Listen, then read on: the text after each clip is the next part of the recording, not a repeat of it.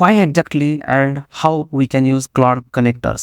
जर समजा तुम्ही डायरेक्टली क्लाउडला विचारलं, list all my projects and their budget. आता या केसमध्ये क्लाउडला थोडीच माहीत असणार आहे की तुमचे जे प्रोजेक्ट आहेत किंवा तुमच्या पर्सनल इन्फॉर्मेशन जे आहे ती कुठून घ्यायचे आणि कुठून रेफर करायचे. कारण या केसमध्ये त्याच्याकडून तुम्हाला एकच रिस्पॉन्स येईल, म्हणजे ही इन्फॉर्मेशन माझ्याकडे अवेलेबल नाही. पण समजा आता तुम्ही एक समरी फाईल त्याला देताय आणि त्या केसमध्ये त्या फाईलमध्ये तुमच्या पूर्ण प्रोजेक्टची डिटेल आहे आणि सेम क्वेश्चन जर तुम्ही त्याला आता रिटर्न विचारला तर या केसमध्ये तो तुम्हाला पूर्ण इन्फॉर्मेशन देईल. म्हणजे जेव्हा क्लाउडला एखादी इन्फॉर्मेशन द्यायची असते तर त्या केसमध्ये त्याला पूर्ण जी तुमच्याबद्दल जो डेटा इन्फॉर्मेशन असते ती पहिली रेफर करावं लागणार आहे. तर या केसमध्ये तिथून ती डायरेक्टली भेटल्यानंतर रिस्पॉन्स जो आहे तो जनरेट करतोय. पण समजा तुमच्याकडे सध्या एक फाईल आहे, पण फ्युचरमध्ये समजा 10 फाईल असतील आणि त्यामधून जर डेटा घ्यायचा असेल तर तुम्ही 10 फाईल अपलोड करत बसणार का? तर याचा आन्सर आहे नो.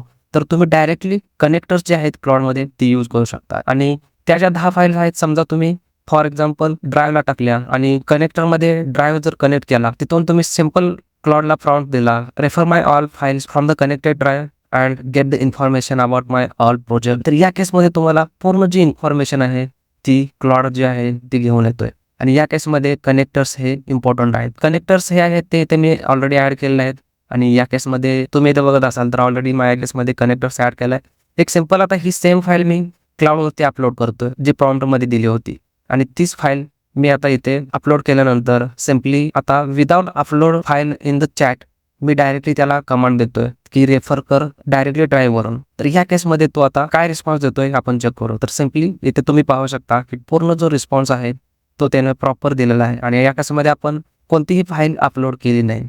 तर अशा प्रकारे कनेक्टर्स जे आहेत हे या क्लाउडमध्ये आपण यूज करू शकतो. तर इथे मल्टिपल कनेक्टर्स आहेत, जसे ईमेल आहे, स्लॅक आहे, तर बाकीचे गिटहब वगैरे हे पण कनेक्टर्स आहेत जिथे तुम्ही डायरेक्टली कनेक्ट करू शकता आणि पूर्ण रिपॉझिटरी वगैरे जर स्कॅन करायचे असेल तुमचे रिपॉझिटरी कोड चेंजेस वगैरे तर डायरेक्टली तुम्ही इन्फॉर्मेशन ती क्लाउडला देऊ शकता.